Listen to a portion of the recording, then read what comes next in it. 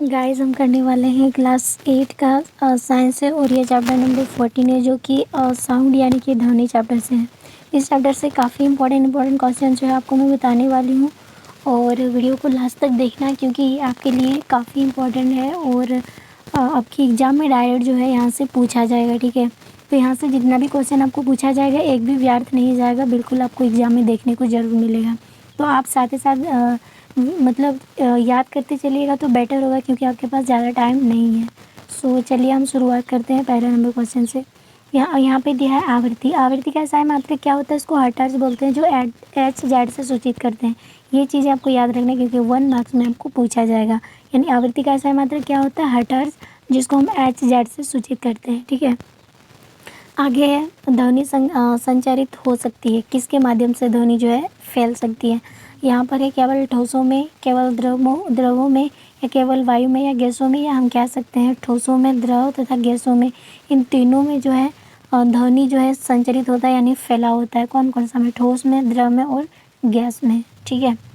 और next question हमारा third number, इसमें हमें क्या बोला है कि इनमें से किसकी आवाज़ की आवृत्ति सबसे अधिक होती है। तो इसमें सबसे मतलब कि सबसे ज़्यादा आवाज़ की जो आवृत्ति होती है वो छोटी बच्ची की होती है, ठीक है, छोटी बच्ची की हो जाएगी। नेक्स्ट क्वेश्चन है यहाँ पर, वयस्क पुरुष में वक्र तंतु की लंबाई कितनी होती है, यानी कि वयस्क पुरुषों में वक्र तंतु की लंबाई कितनी होती है? तो 20 मिलीमीटर हो जाएगा, ठीक है, यानी कि वोकल जिसको बोलते हैं। आगे क्वेश्चन से यहाँ पर, महिलाओं की वक्र तंतु की लंबाई कितनी होती है? जैसे पुरुषों में 20 है तो महिला में 5 मिलीमीटर कम हो जाती है, यानी कि कितना हो जाएगा? 15, ओके।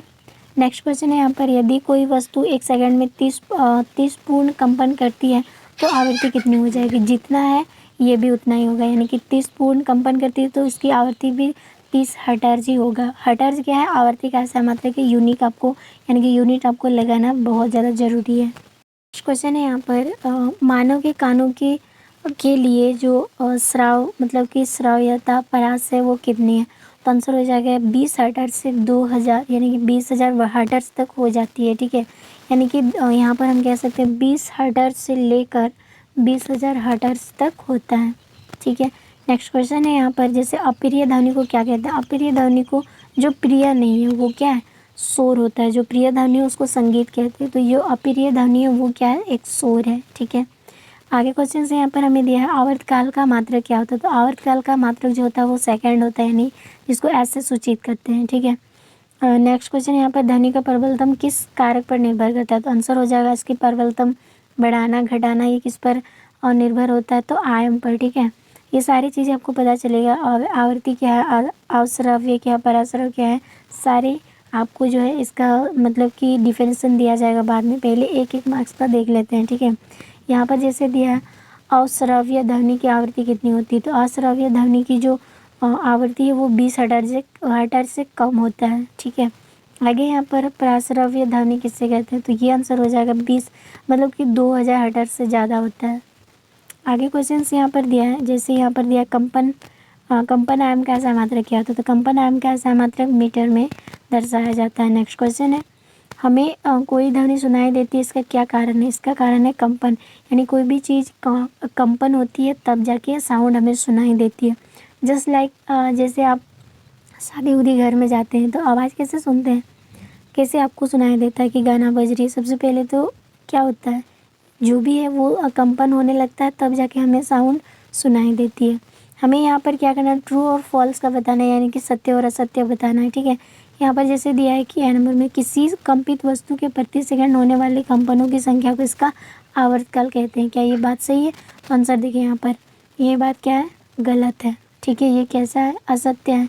नेक्स्ट क्वेश्चन है यहाँ पर, इसमें बोला यदि कंपन का आयाम अधिक हो तो ध्वनि मंद होती है, ये गलत है। जितना कंपन ज़्यादा होगा उतना ध्वनि ज़्यादा होगा, मंद नहीं, धीरे नहीं होगा, तो ये बात भी असत्य है, ये भी असत्य है।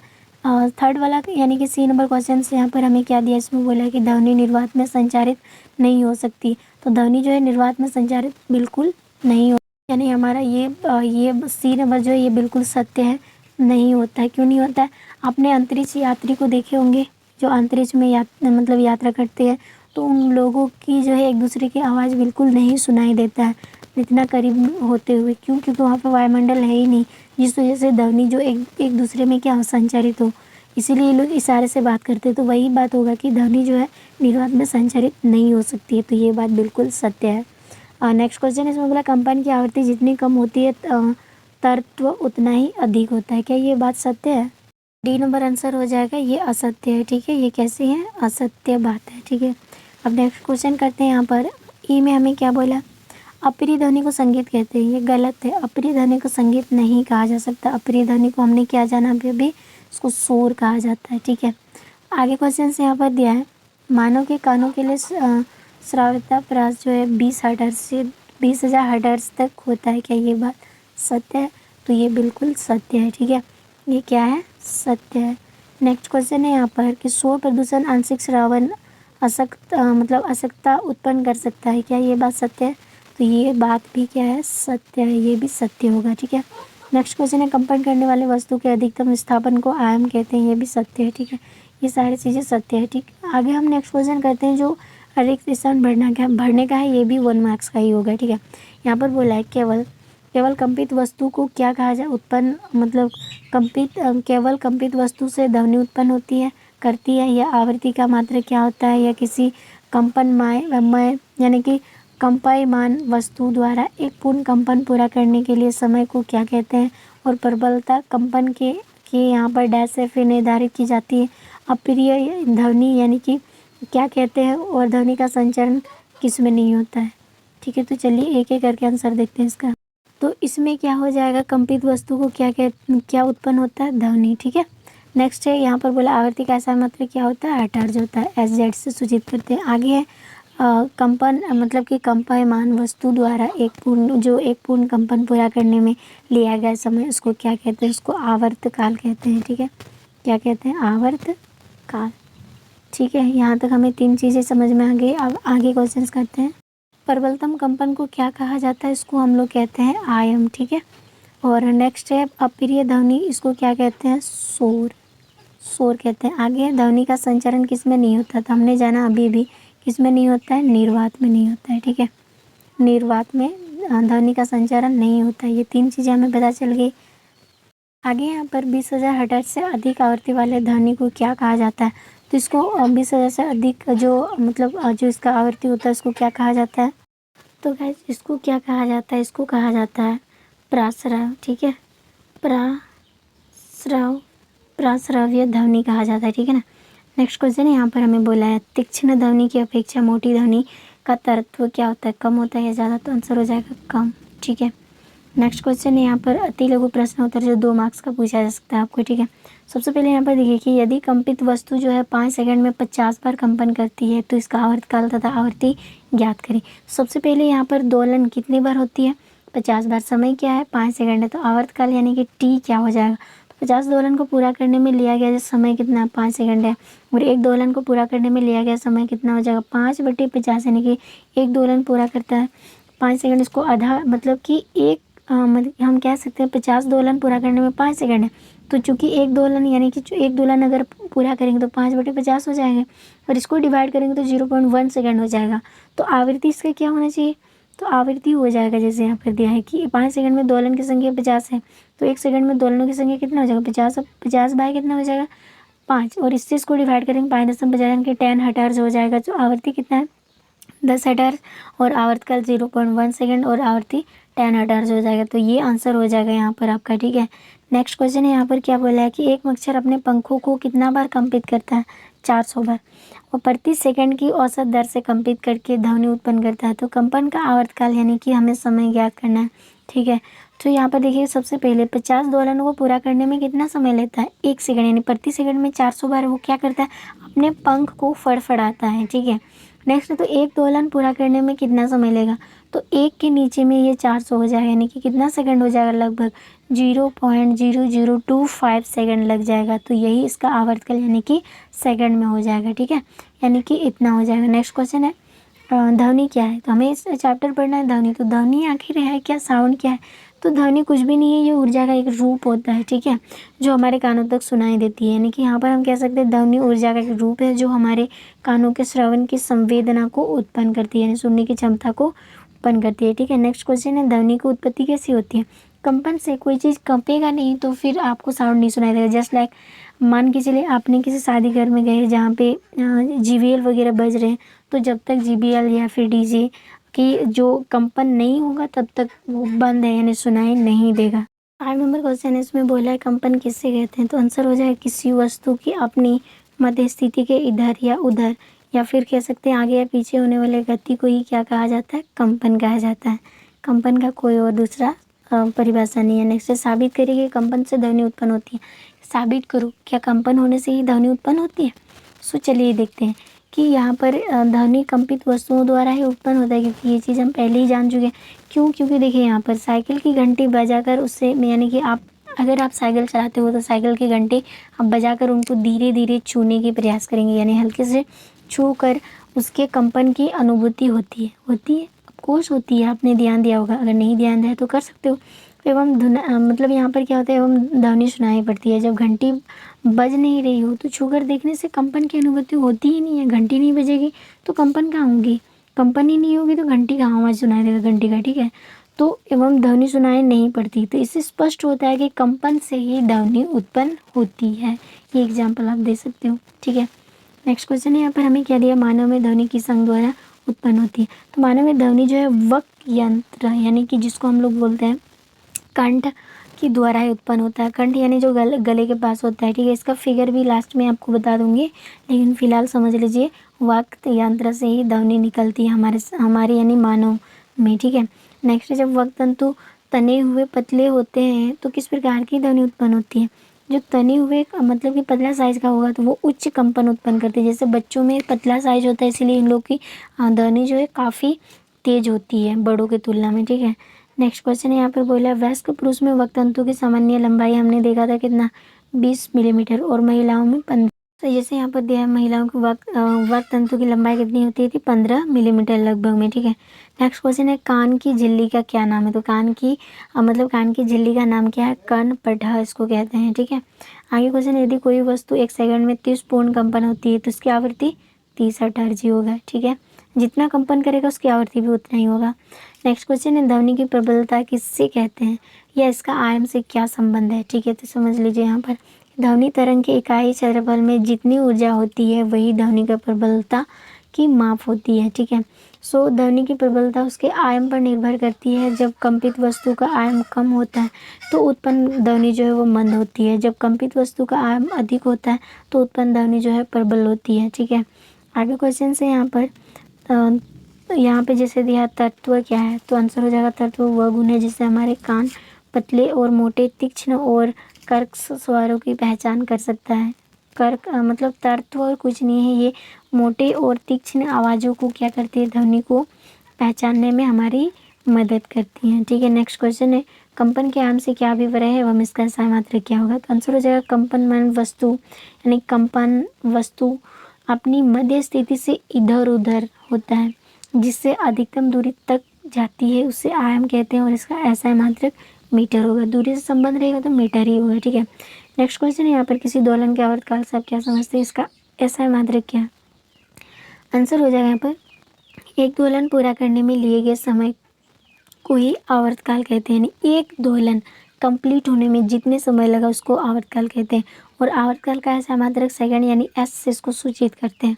सो आपको यहाँ पे क्वेश्चन पूछा जा सकता है किसी दोलन के आवर्तकाल से आपका क्या अभिप्राय है, या किसी दोलन के आवर्त से आप क्या समझते हैं, या आवर्तकाल का परिभाषा दीजिए। तो आंसर सेम होगा, आंसर यही होगा, ठीक है। क्वेश्चन भले इधर उधर से पूछेगा लेकिन आपको आंसर यही देने होंगे, ठीक है। नेक्स्ट, दोलन की आवृत्ति से आपका क्या अभिप्राय है या क्या समझते हैं या इसका अर्थ क्या होता है, ये लिखिए। उसके बाद साथ ही साथ ऐसा मात्रक भी लिखना है। तो दोलन की आवृत्ति का ऐसा मात्रक क्या होता है, तो प्रति सेकंड में होने वाले दोलनों की संख्या को दोलन की आवृत्ति कहते हैं, और इसका ऐसा मात्रक क्या है, ये हर्ट्ज है, जिसको HZ से सूचित करते हैं, ठीक है। आगे ध्वनि की प्रबलता मापने का यंत्र क्या है, तो उसको डेसिबल कहते हैं, और इसे DB से सूचित करते हैं, ठीक है। ये इसका ऐसा मात्रक है DB, ध्यान रखेंगे। आगे यहाँ पर ध्वनि की प्रबलता किस कारक पर निर्भर करती है, तो आंसर हो जाएगा कंपन के आयाम पर ही निर्भर होती है। आगे क्वेश्चन से 20 नंबर में हमें क्या बोला है कि ध्वनि की तत्व किस कारक पर निर्भर करती है, तो हमने जाना अभी किससे, कंपन वस्तु की आवृत्ति पर। आगे है निम्न में से किस ध्वनि का तत्व सबसे ज़्यादा होता है, गिटार का या कार का हॉर्न? तो आंसर हो जाएगा यहाँ पे कार का हॉर्न, क्योंकि कार का हॉर्न तीक्ष्ण होता है, जिस वजह से वो काफ़ी लंबी दूरी तक इसकी साउंड जो है हमें सुनाई देती है। लेकिन गिटार उसके मतलब कि जिस नज़दीक वाले लोगों को सुनाई देता है, ज़्यादा दूर वाले को नहीं। ठीक है, नेक्स्ट क्वेश्चन है यहाँ पर, मनुष्य के कानों के लिए श्रव्यता परास क्या है? आंसर हो जाएगा 20 से, मतलब 20 से ज़्यादा, यानी कि कहाँ तक, 20,000 हर्ट्ज तक होता है। ठीक है, श्रव्य ध्वनि की आवृत्ति क्या होती है? तो आंसर हो जाएगा 20 से लेकर तो 20,000 तक, 20,000 हर्ट्ज तक होता है। आगे यहाँ पर अश्रव्य ध्वनि की आवृत्ति कितनी होती है? तो आंसर हो जाएगा अश्रव्य जो है ये 20 से कम होगा, 20 से लेस देन होगा। ठीक है, आगे प्राश्रव्य ध्वनि की आवृत्ति कितनी होती है? तो आंसर हो जाएगा 20,000 हर्ट्ज से अधिक होता है। आगे मानव के लिए कष्टदायक ध्वनि की आवृत्ति क्या होती है? तो मानव के लिए जो कष्टदायक ध्वनि जो बहुत ज़्यादा मतलब कि तंग करके रखता है, तो वो कितना मतलब हो जाएगा? तो ये 80 डीबी से ज़्यादा, 80 डीबी से ज़्यादा, यानी कि अधिक प्रबलता की ध्वनि को अधिक शोर वाली ध्वनि माना जाता है, जो मानव के लिए बहुत ही ज़्यादा कष्टदायक है। क्वेश्चन है, आवृत्ति और ताकत्व में क्या संबंध है? तो आंसर हो जाएगा ध्वनि की तीक्ष्णता, या फिर कह सकते हैं तीक्ष्णता, या फिर तत्व उसकी आवृत्ति से निर्धारित होती है। यदि कंपन की आवृत्ति कम हो तो ध्वनि की तत्व भी कम होती है। अगर कम मतलब कि कंपन की आवृत्ति अधिक है तो ध्वनि का तत्व भी ज़्यादा होगा। ठीक है, यही रीज़न होगा। नेक्स्ट क्वेश्चन है यहाँ पर, जैसे यहाँ पर दिया 28 नंबर, शेर की दहाड़ का तत्व कैसा होता है? तो शेर की दहाड़ का तत्व पूरा मंद होता है। एक बार दहाड़ता है तो मतलब कि क्या होता है, धीरे हो तो होता है, लेकिन काफ़ी देर तक साउंड सुनाई देता है। ठीक है, नेक्स्ट है, क्या आप बता सकते हैं कि आपकी आवाज़ आपके शिक्षक की आवाज़ से भिन्न क्यों है? तो रीज़न है कि जो आवृत्ति है वो अलग होने के कारण हमारे मतलब हम हर कोई का आवाज़ जो है बिल्कुल अलग अलग होता है। ठीक है, आवृत्ति की वजह से। नेक्स्ट क्वेश्चन है, श्रव्य अश्रव्य ध्वनि किसे कहते हैं? तो आंसर हो जाएगा यहाँ सबसे पहले यहाँ पर देखिए श्रव्य में कि 20 हर्ट्ज से कम आवृत्ति वाले ध्वनि को अश्रव्य ध्वनि कहते हैं, और अगर 20 से 20,000 के बीच वाली ध्वनि को श्रव्य ध्वनि कहते हैं। सो आपको क्या लिखना है, अश्रव्य ध्वनि 20 से कम होगा 20 हर्ट्ज से, और श्रव्य ध्वनि क्या था 20 से ज़्यादा 20,000 से कम, यानी इनके बीच वाली ध्वनि को श्रव्य ध्वनि कहते हैं। आगे यहाँ पर हमें क्या दिया, प्राश्रव्य ध्वनि किसे कहते हैं? तो आंसर हो जाएगा 20,000 हर्ट्ज से अधिक आवृत्ति वाली ध्वनि को प्राश्रव्य ध्वनि कहते हैं। नेक्स्ट क्वेश्चन है, प्राश्रव्य ध्वनि के 2 उपयोग बताएं। तो इसका क्या क्या उपयोग है? तो प्राश्रव्य ध्वनि के 2 उपयोग है। पहला है, चिकित्सा के क्षेत्र में अनेक समस्याओं के अनुसंधान एवं निंदन यानी कि निदान के लिए प्रयोग होता है। नेक्स्ट है, उद्योगों में धातुओं तथा अन्य संरचनाओं में दोष ढूंढने तथा विभिन्न भागों की मोटाई ज्ञात करने के लिए सहायता करते हैं। ठीक है, यानी इसके लिए भी उपयोग करते हैं। नेक्स्ट क्वेश्चन है, शोर प्रदूषण से क्या समझते हैं, इससे क्या हानियाँ होती है? तो आंसर हो जाएगा, वातावरण में अत्यधिक या अवांछित ध्वनियों को शोर प्रदूषण कहा जाता है। अत्यधिक शोर की उपस्थिति अनेक स्वास्थ्य संबंधी समस्याओं का कारण बन सकती है। बहरापन उत्पन्न कर सकती है, अनिद्रता, या फिर जैसे कि यहाँ पर दिया अनिद्रता, अति तनाव, उच्च रक्तचाप, चिंता तथा अन्य बहुत से ऐसे स्वास्थ्य संबंधी विकार शोर प्रदूषण से ही उत्पन्न हो सकते हैं। लगातार प्रबल ध्वनि के प्रभाव में रहने वाले व्यक्तियों की सुनने की क्षमता बिल्कुल कम होती है। ठीक है, यानी अस्थायी अथवा स्थायी रूप से कम हो जाती है। इसीलिए तो आपने कभी देखे हैं जो ईयरफोन एनी टाइम यूज़ करता है, उनको धीरे से बोलो तो उनको कुछ सुनाई नहीं देगा, क्योंकि उनके कान में पक चुका है। यानी कि कहने का मतलब है जो उनकी सुनने की क्षमता है वो धीरे धीरे कम होते जा रहा है, और वो कम वाले साउंड को सुनाई नहीं देता है उनको। इसीलिए कम से कम यूज़ किया जाए ब्लूटूथ वाला मतलब जो ईयरफोन होता है। ठीक है, ये सब क्योंकि ये आपके कान को नुकसान दे देती है, यानी सुनने की क्षमता को कम करती हैं। ठीक है, नेक्स्ट क्वेश्चन है, शोर तथा संगीत में क्या अंतर है? क्या कभी संगीत शोर बन सकता है? शोर और संगीत में अंतर करना है। ठीक है, तो सिंपल है, यहाँ पर क्या लिखेंगे, शोर में अनियमित कंपनों से उत्पन्न होने वाली अप्रिय ध्वनि जो मुझे प्रिय नहीं है, मतलब उनको खराब लगता है, उसको ध्वनि कहते हैं, यानी उस ध्वनि को हम लोग शोर कहते हैं। सो उदाहरण के लिए कक्षा में सभी बच्चों की तेज तेज से बोलना, तंग आ जाओगे तो इसको बोलते हैं शोर, या हथौड़े चलाना, इसको भी कहते हैं शोर। ठीक है। शोर आपको समझ में आ गया, यानी कि सीधे आप बोलेंगे अप्रिय ध्वनि को शोर कहते हैं। संगीत किसको बोलते हैं? नियमित कंपनों से उत्पन्न प्रिय लगने वाले सुस्वर ध्वनि को संगीत कहते हैं। जैसे सितार के तार से उत्पन्न ध्वनि, यदि संगीत बहुत अधिक तेज से तीखी, मतलब कि कब ध्वनि जो है कब शोर बन सकती है? अगर आप ध्वनि मतलब कि संगीत को, यानी संगीत कब यहाँ पर बोला ना क्या कभी संगीत शोर बन सकता है? हाँ, बन सकता है कभी कभी। यदि संगीत बहुत तेजी से यानी तीखी ध्वनि को हो, वह शोर का रूप धारण कर लेता है, उसको हम लोग क्या कहते हैं? तभी हम कह सकते हैं संगीत जो शोर बन सकता है। जस्ट लाइक आपने पिकनिक पर गए होंगे, जिस जगह पर बहुत फेमस है, वहाँ पे बहुत सारे लोग जो है जाते हैं, बहुत सारी चीज़ों को ले जाते हैं संगीत बजाने वाले, तो इतना वहाँ पर मतलब ख़राब लगता है कि आपने लगेगा कि ये संगीत नहीं है बल्कि क्या है? शोर है। तो इस संगीत कभी कभी शोर का रूप भी धारण कर लेता है। आपको यहाँ पर दिख रहा है एक फिगर, जो मैंने आपको पहले ही बताया था, वाक्य यंत्र का फिगर आपको बता दिया जाएगा लास्ट में। इसी से साउंड जो है हमारा कंपन करके निकलती है। तो यहाँ पर बोला मानव वाक्य यंत्र का चित्र है, तो जो यहाँ पर आपको दिख रहा है, ठीक है, ये मानव वाक्य यंत्र का है। नेक्स्ट यहाँ पर हमें क्या दिया? मानव वाक्य यंत्र कार्य करने की विधि क्या है? तो मानव में ध्वनि वाक्य यंत्र अथवा कंठ द्वारा उत्पन्न होती है। शरीर का यह भाग जो है वक्त यंत्र क्या कहते हैं? वक् यंत्र कहते हैं। यह श्वसन नली के ऊपरी सिरे पर होता है। वक् यंत्र या कंठ आर पार दो वक् तंतु इस प्रकार तनित होते हैं, यानी टंगा हुआ रहता है। उनके बीच में वायु के निकलने के लिए एक संकीर्ण झिर्री होती है, ठीक है, बनी होती है। और जब फेफड़ी वायु को बलपूर्वक झिर्री से बाहर निकालते हैं तो वक् तंतु कंपित होते हैं, और जिससे ध्वनि जो है वो उत्पन्न होती है, ठीक है। आगे बात करते हैं, वक् तंतुओं से जुड़ी मांसपेशियां तंतुओं को तना हुआ या ढीला कर सकती है।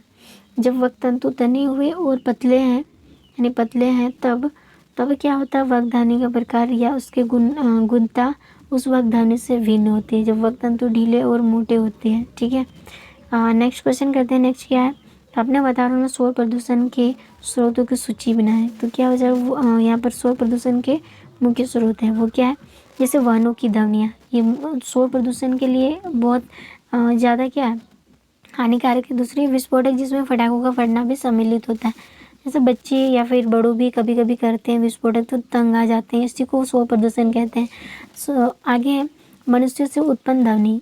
कभी कभी मनुष्य से उत्पन्न ध्वनि भी कभी कभी क्या हो जाता है? शोर प्रदूषण बन जाता है। नेक्स्ट है लाउड स्पीकर से उत्पन्न ध्वनि। लाउड स्पीकर ऊंची आवाज़ों में चलाए गए टेलीविज़न तथा ट्रांजिस्टर रेडियो के कारण उत्पन्न ध्वनि भी कभी कभी बन जाती है, ठीक है। आगे है जैसे यहाँ पर दिया है रसोई घर के कुछ उपकरणों से भी उत्पन्न होती है। जैसे ग्राइंडर चलाओगे तो कुछ देर के लिए क्या हो जाता है? मतलब पूरा साउंड आएगा, इससे साउंड पोल्यूशन भी हो जाता है। आगे कूलर, वातानुकूलन आदि से उत्पन्न ध्वनि भी, ठीक है।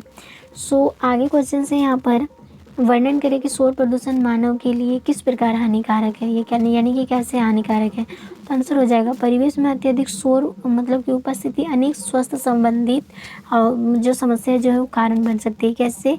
जैसे में अनिद्रता, दूसरा है अति तनाव, जैसे अति तनाव मतलब रक्तचाप, चिंता तथा अन्य बहुत से स्वास्थ्य संबंधी विकार जो है शोर प्रदूषण से उत्पन्न हो सकते हैं। लगातार प्रबल ध्वनि के प्रभाव में रहने वाले व्यक्ति की सुनने की क्षमता जो है वो अस्थायी रूप से पूरी तरह से कम हो जाती है। आगे क्वेश्चन से ध्वनि संचारण के लिए माध्यम आवश्यक है, एक प्रयोग का वर्णन कर इस कथन की पुष्टि करें।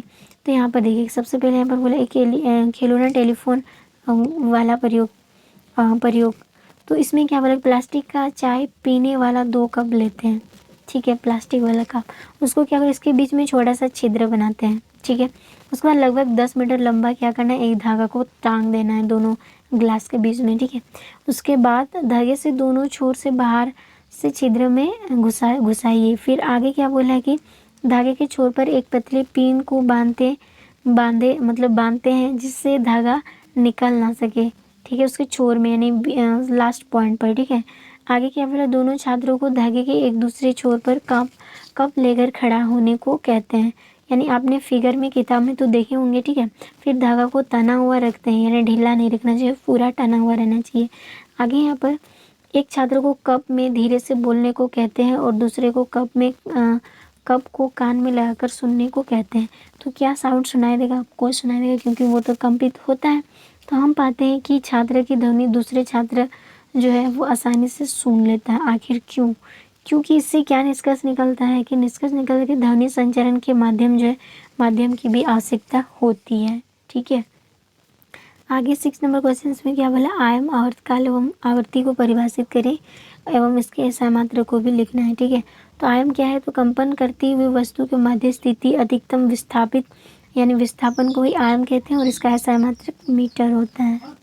आवर्तकाल दिया है, तो कंपन करती वस्तु को एक पूर्ण कंपन करने में जो समय लगा उसको आवर्तकाल कहते हैं और इसका SI मात्रक सेकंड है। एक दोलन पूरा करने में इसे भी लिख सकते हैं। आगे है आवृत्ति, कंपन करती वस्तु के द्वारा प्रति सेकंड में पूर्ण यानी कंपनों की जो संख्या होती है पूर्ण संख्या को ही आवृत्ति कहते हैं और इसका SI मात्रक हर्ट्ज होता है।